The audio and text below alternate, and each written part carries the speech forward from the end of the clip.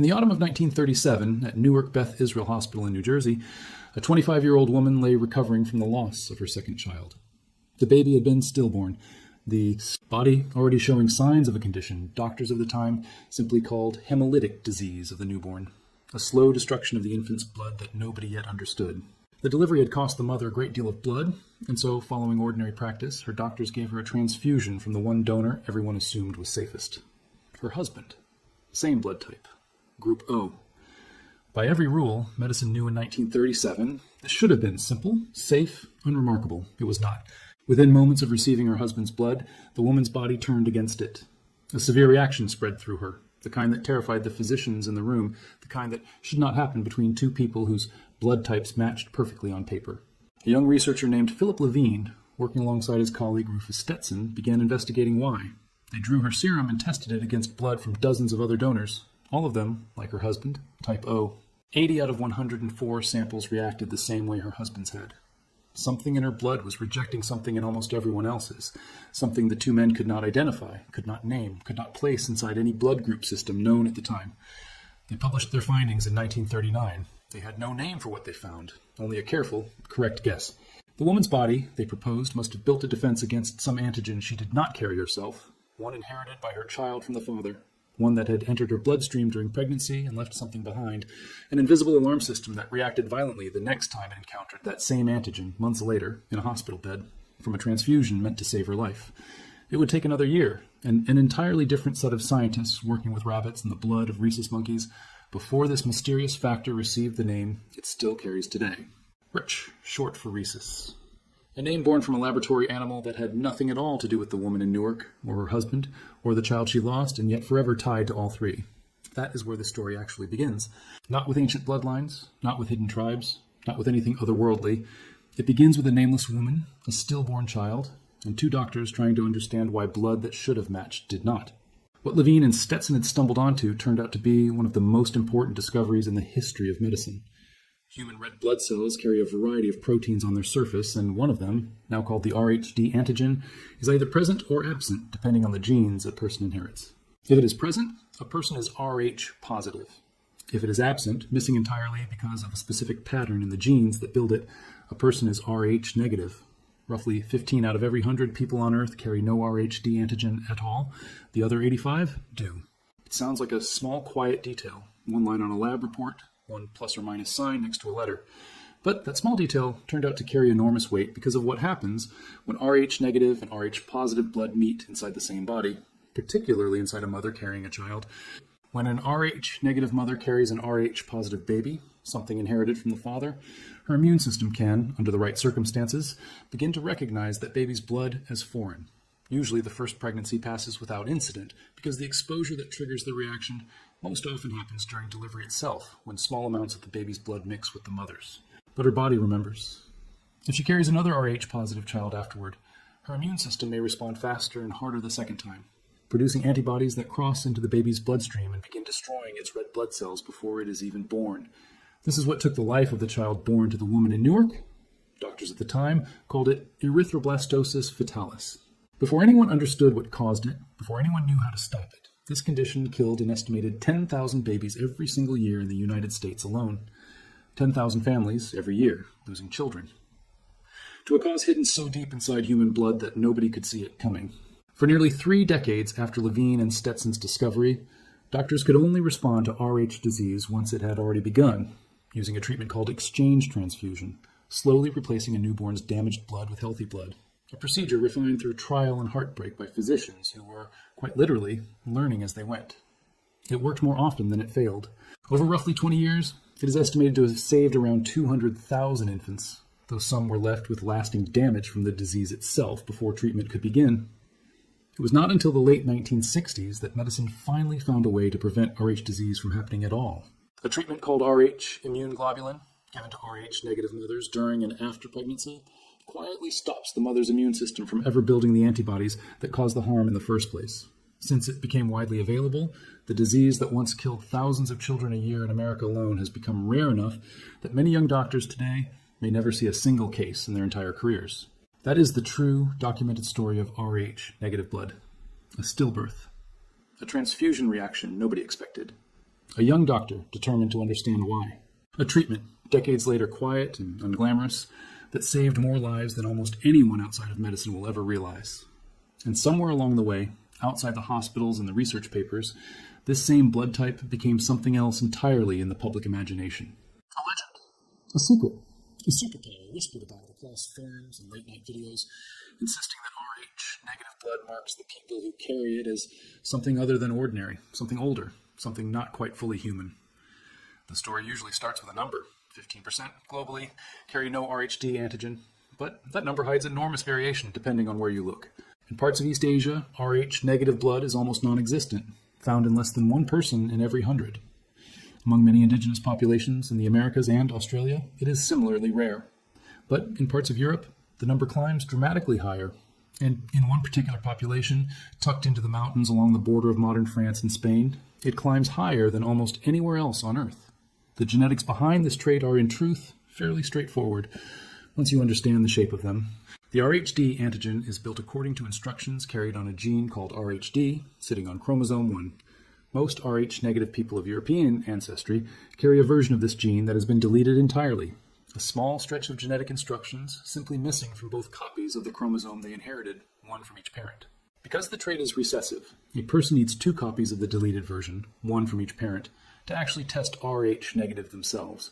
A person with only 1 deleted copy and 1 normal copy will still test Rh-positive, quietly carrying the negative version forward without ever showing it, sometimes for generations, until it happens to pair up with another carrier and produce a child who tests negative for the first time in a family that assumed itself entirely Rh-positive. This is part of why Rh-negative can seem to appear suddenly in a family tree, skipping generations, resurfacing without warning, simply because the underlying genetic instructions were quietly present the entire time, waiting for the right combination. That small, deleted stretch of DNA sounds almost too plain to have inspired decades of speculation. But its unevenness across the globe is genuinely striking, and worth walking through region by region rather than as a single global average. In much of East Asia, including China, Japan, and Korea, Rh-negative frequency drops below 1%. So rare that Rh-negative blood donors there are treated almost like a specialized resource, carefully tracked by name in some regional blood banks because so few exist. Among many indigenous populations across the Americas, and among Aboriginal Australian communities, the frequency is similarly close to 0. Sub-Saharan African populations generally show low to moderate rates, often in the low single digits, to around 4 or 5% depending on the specific region and ethnic group studied. It is really only in populations with substantial European ancestry that the number climbs into double digits at all, generally landing somewhere between 15 and 18% across most of the continent. And then, sitting apart from every other population on that list, are the Basques, whose documented rates climb far beyond anywhere else in Europe. The Basque people have long fascinated geneticists and linguists alike, for reasons that have nothing to do with blood type at first. Their language, Euskara, is what linguists call an isolate, meaning it is not related to any other known language family on the planet, not French, not Spanish, not any of the Indo-European languages that surround it on every side. For centuries, that linguistic mystery led to speculation that the Basque people might represent a very old population, one that had lived in that corner of Europe, since long before Indo-European languages, and the peoples who spoke them arrived. And when researchers began studying Basque blood in the 20th century, they found something that seemed to fit neatly into that same old mystery. Basque communities carry some of the highest documented frequencies of Rh-negative blood of any population on Earth, commonly cited at around 30 to 35%, more than double the global average. Put those two facts side by side, an ancient, unrelated language and an unusually high rate of a rare blood type, and it is easy to see how the story took on a life of its own. Online communities, largely gathering on forums and blogs dedicated specifically to this subject, built an entire mythology around it over the past 2 decades. Rh-negative blood, some claimed, was not simply rare. It was proof of a hidden bloodline, one that stretched back before recorded history, one that some believed connected to the Basques as the last surviving remnant of Europe's original, pre-human, or even non-human inhabitants. From there, the claims only grew stranger. People wrote that Rh-negative individuals ran cooler body temperatures than everyone else, that they had an extra rib, or an extra vertebra, hidden proof of a different origin, that their blood carried a faint blue tint, that they experienced heightened senses, unusual sensitivity to heat and sunlight, vivid dreams, even psychic ability. Some tied the bloodline to ancient stories of the Nephilim, a term drawn from a handful of verses in the book of Genesis describing mysterious offspring born of unions between divine beings and human women, figures the text describes only briefly and without much detail, leaving enormous room for later writers and internet communities to fill in a backstory the original text never actually provided. Others skipped mythology altogether and went straight to extraterrestrial ancestry, suggesting Rh negative blood was the genetic fingerprint left behind by beings that were never human at all. If Rh negative blood really was ancient, really was tied to a population older than the rest of modern Europe, could it have come from somewhere unexpected? Could it have come from the Neanderthals? The idea is not hard to understand, even if it turns out to be wrong.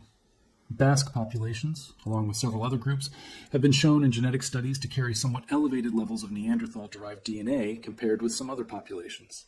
A legacy of interbreeding that occurred tens of thousands of years ago when early modern humans expanded out of Africa and encountered Neanderthal groups already living across Europe and parts of Asia. If Basques carry unusually high Neanderthal ancestry and Basques carry unusually high rates of Rh negative blood, it is a short, tempting step to assume one caused the other. For years, that assumption spread widely online, repeated so often it began to feel like established fact rather than an unproven guess. Then scientists actually went and checked. In 2021, a research team working across institutions in France, including the CNRS and Aix-Marseille University, published a study in the journal PLOS ONE that did something nobody had done before with this specific question. Rather than guessing at Neanderthal blood type from indirect evidence, they directly reconstructed the blood group genetics of 3 Neanderthal individuals and 1 Denisovan, an extinct human relative discovered in Siberia, using ancient DNA extracted from their remains. The team included a paleoanthropologist working alongside population geneticists and specialists in hematology, the study of blood, combining fields that rarely overlap in order to answer a question that had sat unresolved for years.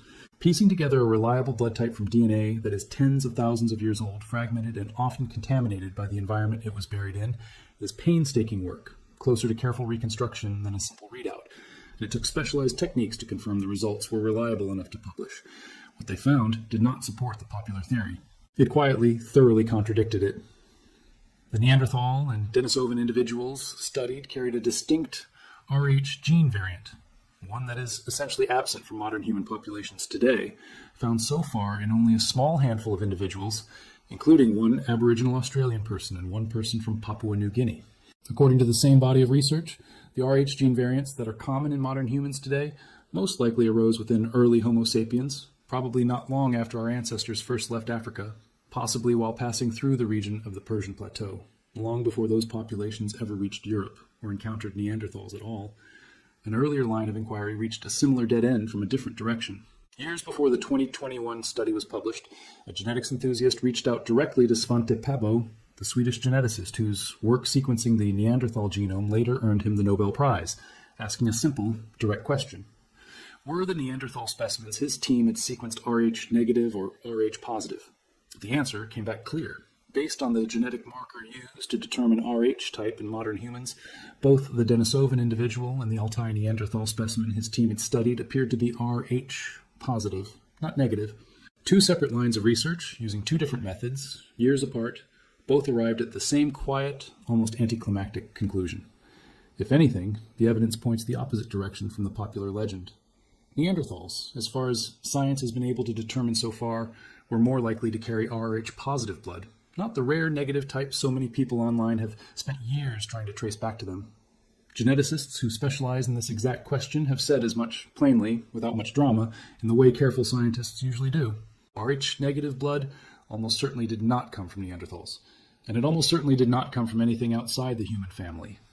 It is simply one more example of ordinary genetic variation, the same basic category of difference that gives some people red hair or blue eyes, or the ability to taste certain bitter compounds that others cannot taste at all. Some researchers estimate the mutation responsible for the common European form of Rh negative blood may be far older than the Neanderthal encounters the myths point to, potentially reaching back millions of years rather than tens of thousands, meaning it likely existed in some form long before modern humans as a species had even fully emerged. So if it was never Neanderthals, and there is no credible evidence it was ever anything from beyond this planet, what actually explains the Basque mystery? Why does Rh negative blood cluster so heavily in that one corner of Europe, and so lightly almost everywhere else? The honest answer is less dramatic than any ancient bloodline, but it is not without its own quiet wonder. Population geneticists have a specific name for what likely happened in a place like the Basque country, a process called a founder effect. Imagine a relatively small population, isolated for generation after generation by mountains on one side and a very different language and culture on every other side, marrying mostly within their own communities rather than blending steadily with surrounding groups. Whatever genetic variations happen to be present among the founding families of that population, whether common or rare, tend to stay unusually common within it, simply because there are fewer outside genes flowing in to dilute them over time.